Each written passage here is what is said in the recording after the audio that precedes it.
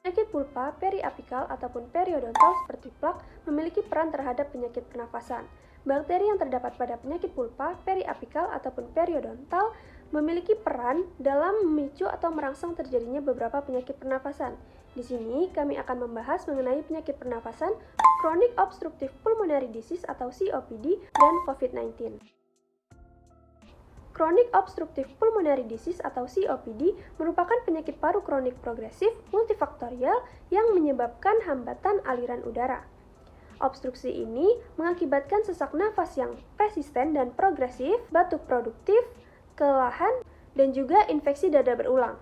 Bakteri yang terdapat pada Chronic Obstructive Pulmonary Disease atau COPD diantaranya yaitu ada Porphyromonas gingivalis, Aggregatibacter, Actinomycetes sommitans, Stanerella forsythia, Prevotella intermedia, Fusobacterium nucleatum, dan juga Treponema denticola.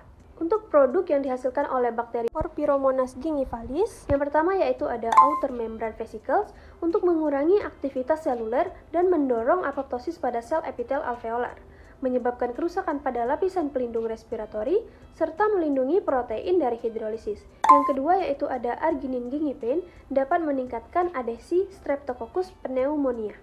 Mekanisme pada Chronic Obstructive Pulmonary Disease. Yang pertama yaitu oral mikroba yang terdapat pada plak gigi, periodontal socket, atau salivah dapat terhirup ke saluran pernafasan bagian bawah. Yang kedua yaitu pada bakteri Porphyromonas gingivalis menginduksi sel epitel bronchus untuk menghasilkan sitokin dan juga TNF reseptor. Pada bakteri Fusobacterium nucleatum menginduksi sel epitel bronchus untuk menghasilkan sitokin. Tiga yaitu yang pertama pada reaksi inflamasi TNF alfa menginduksikan hiperplasia sel goblet dan hipersekresi mukus. Yang B, diferensiasi, aktivasi, dan rekrutmen neutrofil menyebabkan produksi IL-8 dan IL-6, TNF reseptor, TNF-alpha, dan IL-1 beta yang dikontribusikan pada inflamasi. 4 yaitu di sisi lain terjadi peningkatan pelekatan dan kolonisasi patogen, pernapasan pada mukosa, pernapasan dan dengan 3 cara, yaitu yang pertama enzim spesifik, protease, manosidase, fucosidase, heksosaminidase, dan sialidase yang dilepaskan dari mikrosistem oral atau oleh komponen sel bakteri dan produknya.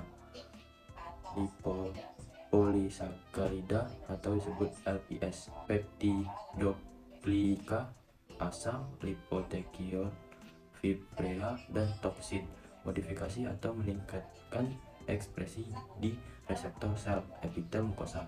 Yang B, hilangan lapisan mukosa yang menutupi reseptor mengakibatkan terpaparnya reseptor permukaan.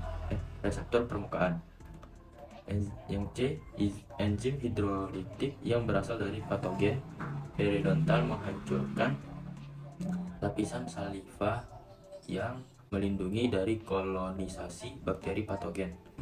Dari ketiga cara tersebut mengakibatkan bakteri patogen bebas menempel pada permukaan reseptor mukosa.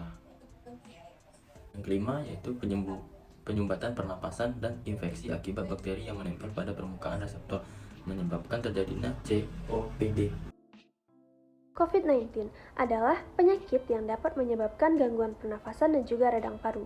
Penyakit ini disebabkan oleh infeksi Severe Acute Respiratory Syndrome Coronavirus 2 atau SARS-CoV-2. Bakteri yang terdapat pada COVID-19 yaitu ada Porphyromonas gingivalis, Stanerella forsythia, Prevotella intermedia, Fusobacterium nucleatum, dan juga Treponema denticola.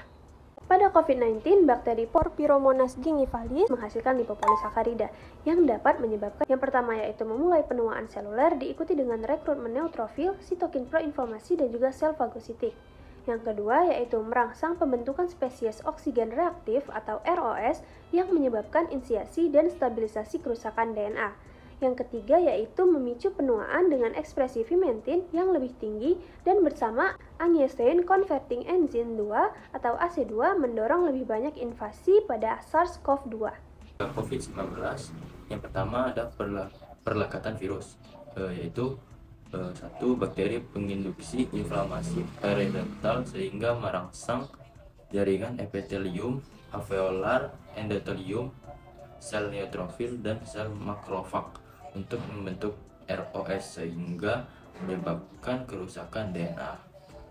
Selanjutnya ya, B. Kerusakan DNA akan mengakibatkan difusi sel epitel paru-paru dan merusak jaringan dengan meningkatnya ACE2 dan vimentin sehingga perlekatan SARS-CoV-2 yaitu virus yang menyebabkan penyakit COVID-19 pada sel epitel paru-paru meningkat. Yang kedua, meningkatkan penuaan sel sehingga mempercepat infeksi SARS-CoV-2 dan meningkatkan replikasi virus. Lalu, virus masuk ke sel host atau sel epitel paru-paru dengan melekat pada reseptor ACE2 yang menyebabkan reseptor virus kompleks internalizaton atau masuknya virus melalui perlekatan dengan cara endositosis. Penggabungan membran pada virus dan membran sel atau teralokasi dari virus ke membran sel dan penurunan regulasi dari ACE2 sehingga mengaktifasi P38. Lalu P38 membuat pertumbuhan sel berhenti dan memicu penuaan sel.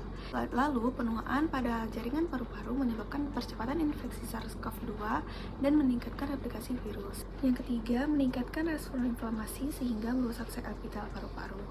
Pertama, Porphyromonas ingivalis meningkatkan virulensinya dengan menghindari sistem imun melalui penundaan infiltrasi neutrofil dan menghambat sekresi interleukin 8 di tempat infeksi.